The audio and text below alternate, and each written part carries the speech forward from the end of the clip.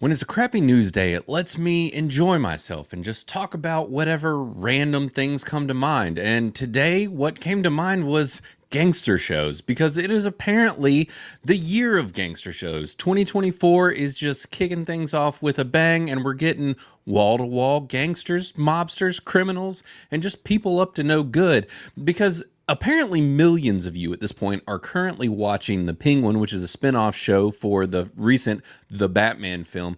But there's also some other shows that I wanted to talk about if you're watching The Penguin and want some more gangster stuff in your life. There's one show that's now on its second season, which is Tulsa King, and then we also had The Gentlemen this year, and I wanted to talk about both of these shows in case you're missing it and want more of that itch scratch that The Penguin's giving you. So let's just go ahead and dig into it. Make sure to hit that subscribe, like, and comment for this video because it helps our growing channel a ton. And then visit criticalist.com, which I will be referencing quite a bit throughout this video. We're an entertainment reviewing platform, so you can go and drop your reviews for all the things that I'm going to be talking about here today. So first off, I wanted to talk a little bit about The Penguin because I am headfirst into this show. I absolutely love it. It caused me to go back and watch The Batman, and it's just all around excellent. This is a very well-made, high-quality television show, and if you want to see Colin Farrell at the peak of his game, just putting in work as a completely and totally unrecognizable version of himself, this is definitely the place to be. And this show is everything that I didn't realize that I wanted, where it's this Batman related television show that doesn't have Batman, but is more surrounding the criminal underbelly of Gotham City, and it's capturing all of these vibes perfectly. And the performance, like I said, alone from Colin Farrell and just the writing around it is mind-blowingly good. We're only 2 episodes in right now, and I am just extremely impressed about everything about it. The level of nuance and just the depth to this character that they have given, and this mythos that we have had created for years about the Penguin.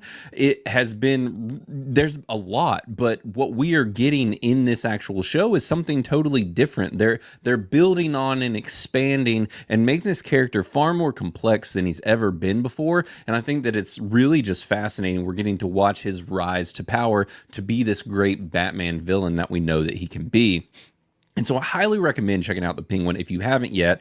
Now, and I would say watching The Batman is definitely a good refresher if you have or haven't seen it. I think it's a great movie. It seems like it's a little bit more divisive of late, but you can definitely go check out my review on Criticalist. I reviewed it just the other day, and I still love it and think that it's still a fantastic film, and this is a perfect follow-up to that world, and it fits in perfectly with everything that they did with it. Now, this brings me on to Tulsa King, because with The Penguin, this is a dark, gritty, hard television show. It is a gangster television show through and through and takes itself quite seriously. Now, we have something on the entire other end of the spectrum, which I wasn't really thinking about that being the fact, and this is what started this gangster thought process and made me realize that I really like these type of worlds, these type of characters, and what they can do with them. It reminds me of the days of Breaking Bad where everybody was watching that, and it's honestly even a very different show from all of these that I'm going to talk about here today. But Tulsa King is very much on the other end of the spectrum. This is kind of like a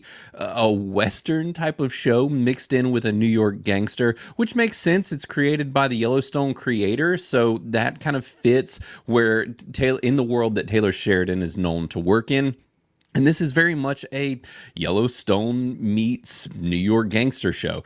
But it does take itself a lot less seriously, but this is not to say that it doesn't have its serious moments, but it is definitely overall a more jovial, kind of fun show than what The Penguin is. The Penguin is serious and gritty. This is light and bright and can get very dark and gritty at times when someone is killed or when gangsters are doing gangster things, but they like to keep it lighthearted. And so if you are into this gangster crime story season that we're in here with The Penguin, you can follow it up with Tulsa King because it is now on its second season, and we are also on episode 2 or 3, I think, that started right around the same time. And I'm loving it. It's great. Now, I'm not quite sure if season 2 is as good as season 1 yet. We'll see as it goes along. I'm still very much enjoying it. And one of the things that I love about Taylor Sheridan shows is that he is not afraid to just go ahead and really just kind of make you squirm with what's happening in every episode and just kind of throw the whole kitchen sink at you where a whole lot of things are happening. We have this character of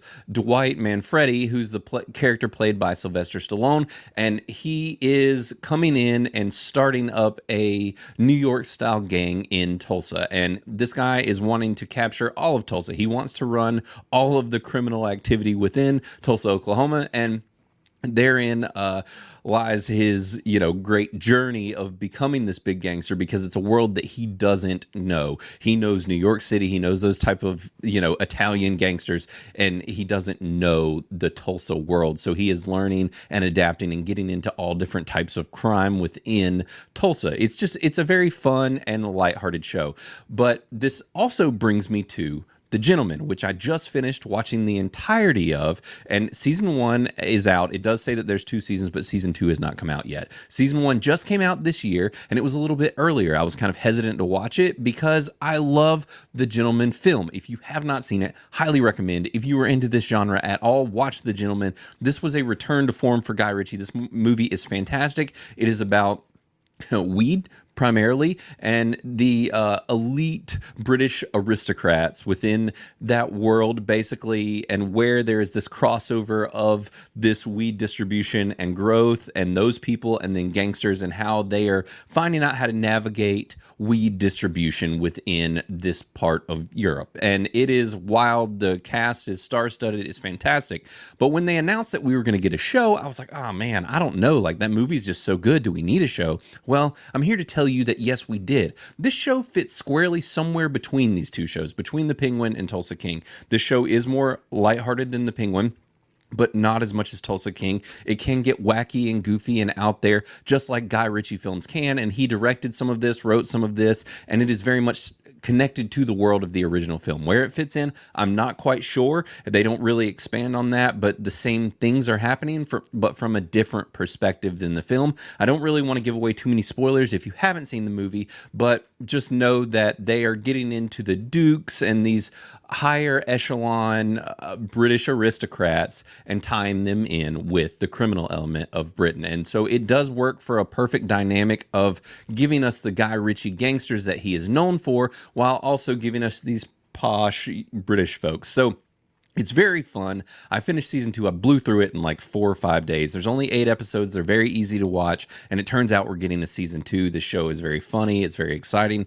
And so we are getting an entire spectrum here of gangster shows this year. And I think it's awesome. I think they're all worth watching. And all of them are in the most excellent range for me on Criticalist. Now, this one, I just reviewed it. I gave it a 96. I actually think it is my favorite of this bunch so far, technically. But as The Penguin goes along, it could end up being that. This is going to be up in the upper most excellent. If I was to review it right now, I would give it like a 93, 94. It's very, very good. And Tulsa King is somewhere in the 80s. I think it's very well done, but it can be a little bit campy, a little too goofy at times. There was a cameo by Jelly Roll this season that is just an odd choice and a little goofy, and a little on the nose, but also, you just kind of love it. Stallone is the man. He's killing it. He's doing excellent acting in the show. So if you are watching The Penguin, but you are not watching these other two, I highly recommend checking them out. Let me know down in the comments if you've seen them and how you feel about them, or if you plan to watch them, because I highly recommend in it here. They are great, and I've had an awesome time watching all 3. I'm just sad that The Gentlemen at this point is over for me, and I'm ready for season 2 already, because this show is really, really good. And by the end of it, if they close out this series as perfectly as it's gone so far, this could be a 100 television show for me. I mean, it's really good. I love it. So everybody's performances are great. Everything about it is awesome. So if you're watching The Penguin, pivot over to these other 2, give them a go. Now, with The Gentlemen, like I said, that's on Netflix. I did not mention it, but the Tulsa King is a Paramount Plus television show, and so we're on a week-to-week basis right now, just like The Penguin. So what I've been doing is I watch The Penguin, and I follow it up with an episode of Tulsa King and go to bed. So it's the perfect combo for Sunday nights. So check these out. Let me know down in the comments, and I will be back again tomorrow, hopefully for some news. We will see you then. Later.